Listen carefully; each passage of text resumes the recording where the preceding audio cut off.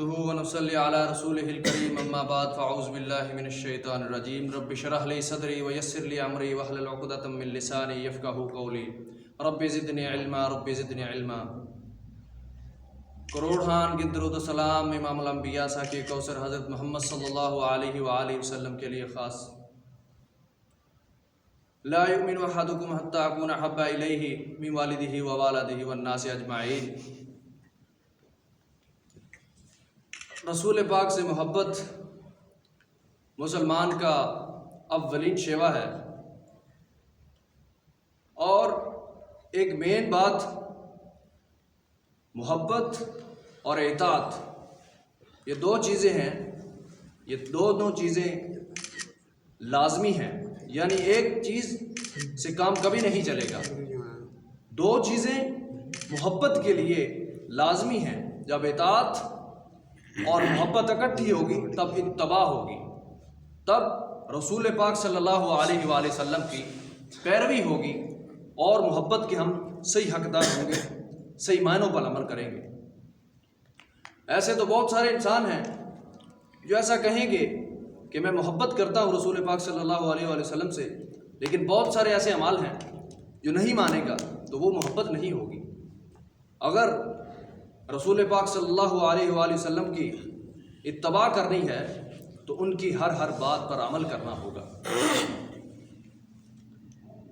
مولانا سمرقندی رحمہ اللہ علیہ کیا روح پرور جملے بیان کرتے ہیں اپنی تقریر میں، اپنے خطبے میں۔ بہت بڑے محدث ہیں، وہ کہتے ہیں اطیع اللہ و اطیع رسول، اس کا ترجمہ کرتے ہیں، اس کی تفسیر لکھتے ہیں اور بیان کرتے ہیں اطیع اللہ، اطیع اللہ، اللہ کی اطاعت کرو جو اس نے تم پر فرض کر دیا ہے۔ اطیع اللہ ما فرض علیکم، جو تم پہ فرض کر دیا گیا ہے۔ واطیع الرسول فی سننہ، جو طریقہ رسول اللہ صلی اللہ علیہ وسلم نے تمہیں بتلا دیا ہے وہ طریقہ اپناؤ۔ جس طرح نماز فرض کر دی ہے اللہ تعالیٰ نے، اور طریقہ رسول اللہ صلی اللہ علیہ وسلم نے بتلا دیا ہمیں۔ ایک کو پوچھئے اور ایک سے پوچھئے، کام دونوں سے بنے گا۔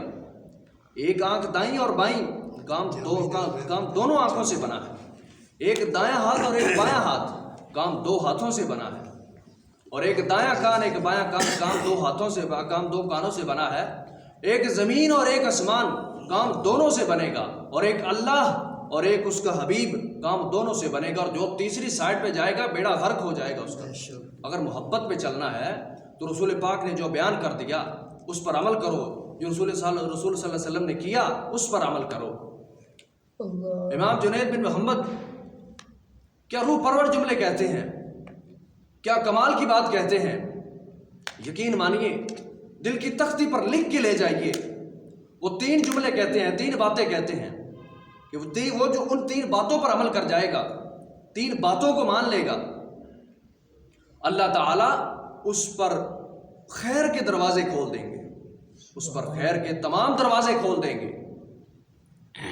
توتل خیرات، خیرات خیرات جمع، ایک دروازے کی بات نہیں ہو رہی۔ اگر خیر کا ایک دروازہ کھل جائے ہمارے لیے بہت بڑی بات ہے۔ توتل خیرات، تمام دروازے خیر کے ہم تک کھل جائیں گے۔ ویسے اللہ سے رابطے کے انسان اور بندے کے درمیان رستے ہوتے ہیں، دروازے ہوتے ہیں، تو وہ ہر کسی پر نہیں کھولے جاتے۔ جو اولیاء اللہ ہیں ان پر کھولے جاتے ہیں، جو مومنین ہیں، صحیح معنوں میں مومنین ہیں، ان پر کھلتے ہیں۔ تو اللہ تعالیٰ بیان بھی کرتے ہیں، کیا تم یہ سمجھتے ہو کہ میں جو میرے بندے ہیں، نیک بندے ہیں، ان کو اور جو گناہ گار ہیں ان کو ایک صف میں کھڑا کر دوں، وہ ان کو ایک جیسا سمجھ لوں؟ یہ نہیں ہو سکتا۔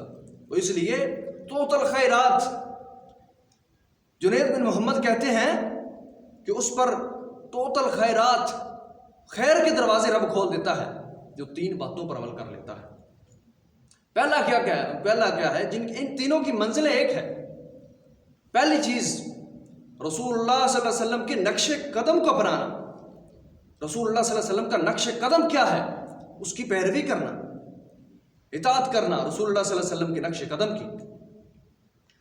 صحابہ کرام کی زندگی اٹھا کر دیکھیے، دیکھیے تو صحیح کس طرح سے نقش قدم پر چلا گیا ہے، صحابہ کرام کس طرح سے رسول اللہ صلی اللہ علیہ وسلم کے نقش قدم پر چلے ہیں۔ ایک صحابی کا واقعہ، اپنے شاگرد تابعین کے ساتھ جا رہے ہیں تو رستے میں ایک درخت آیا تو اپنا سر جھکا لیا اور وہاں سے گزر گئے۔ شاگرد پوچھتے ہیں اے استاد محترم آپ نے ایسا کیوں کیا؟ ہم تو سیدھے سینہ تان کے گزرے ہیں، آپ نے کیوں یہاں پہ سر جھکا لیا؟ تو آنکھوں میں آنسو آ گئے۔ اللہ اکبر اللہ۔ صحابی بیان کرتے ہیں کہ آج سے بہت سال پہلے رسول پاک صلی اللہ علیہ وسلم ہمارے ساتھ سے، تو ہم یہاں سے گزر رہے تھے تو یہاں سے ایک ٹہنی نیچے ہوا کرتی تھی، ایک شاخ نیچے جھکی ہوتی تھی، تو رسول اللہ صلی اللہ علیہ وسلم نے وہاں سے بچنے کے لیے اپنے آپ کو وہاں سے اپنا سر جھکا لیا اور وہاں سے جھک کے گزرے۔ اللہ اکبر اللہ۔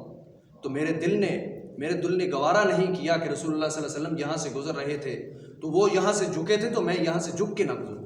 اللہ اکبر۔ یہ ہے نقش قدم پر چلنا، یہ ہے نقش قدم۔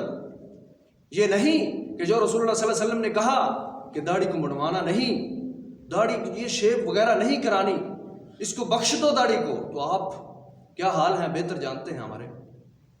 اور دوسری بات کیا ہے؟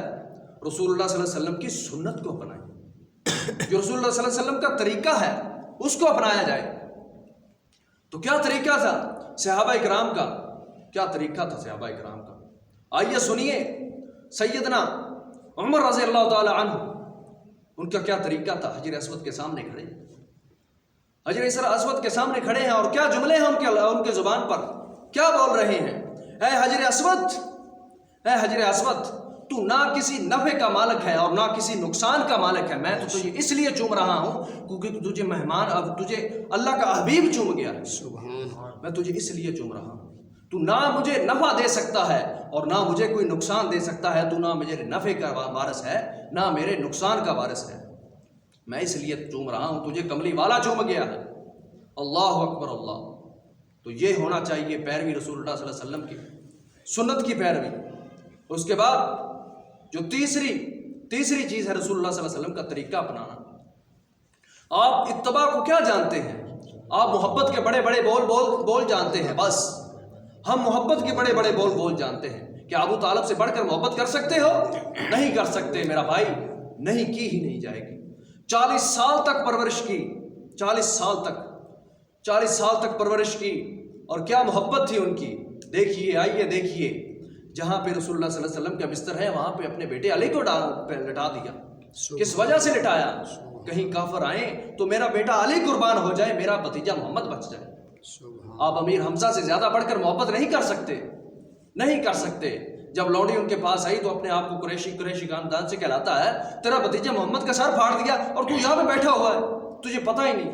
ابو جہل نے تیرے بھتیجے کا سر پھاڑ دیا، تو جب گئے فوراً وہاں گئے اور اسی بیلچے سے اسی اوزار سے سر پھاڑ دیا ابو جہل کا، اور گئے بھتیجے تو پریشان نہ ہو، تیرا چچا ابھی زندہ ہے، تو یہ نہ سمجھ کہ تو یتیم مسکین ہے، تیرا چچا ابھی زندہ ہے، میں تیرا بدلہ لے آیا ہوں۔ تو کیا جملے تھے محمد صلی اللہ علیہ وآلہ وسلم کے؟ اے چچا میں تجھ پہ خوش نہیں ہوں، تو نے میرا بدلہ لے لیا، میں تجھ پہ خوش نہیں ہوں۔ کیا وجہ؟ اللہ اکبر اللہ۔ اے چچا میں تجھ پہ خوش نہیں ہوں، کیا وجہ ہے؟ بھتیجے کیوں نہیں مجھ پہ خوش ہے؟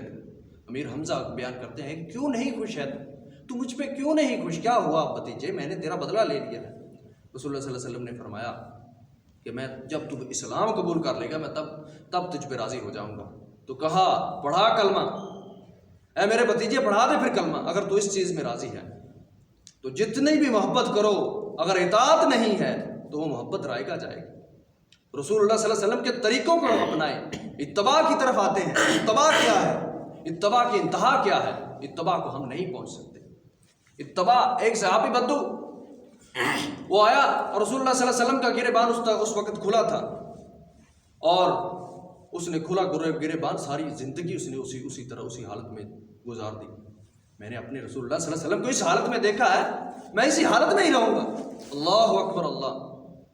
اور بعض صحابہ اکرام کو محبت ہوتی تھی رسول اللہ صلی اللہ علیہ وسلم سے تو وہ زاروں کی طرح روتے تھے۔ دو طرح کی محبت بیان کرتے ہیں، بہت بڑے امام بیان کرتے ہیں کہ صحابہ اکرام کو ایک طبقہ ایسا تھا جو صحابہ اکرام کو محبت تھی رسول اللہ صلی اللہ علیہ وسلم سے، اس طرح سے محبت تھی. ایک تو یہ محبت تھی کہ ان کا جب بیان ان کے سامنے رسول اللہ صلی اللہ علیہ وسلم کا کیا جاتا تھا تو یہ محبت کا عالم ہوتا تھا. ان کے دل میں یہ آتا تھا کہ رسول اللہ صلی اللہ علیہ وسلم کی طرف دوڑ اٹھتی تھی, ان سے ملنے کا خیال آتا تھا تو وہ ہزاروں قطار رونا شروع کر دیا کرتے تھے. ایک تو یہ عالم تھا, اور ایک یہ عالم تھا اللہ اکبر اللہ, ایک صحابہ اکرام کے اندر یہ آ جاتا تھا کہ رسول اللہ صلی اللہ علیہ وسلم کا روب, رسول اللہ صلی اللہ علیہ وسلم کے چہرے کی جلالت ان پہ طاری ہو جاتی تھی, خوف سے رونا شروع کر دیا کرتے تھے. اللہ اکبر اللہ. تو یہ ہوتی ہے محبت میرا بھائی.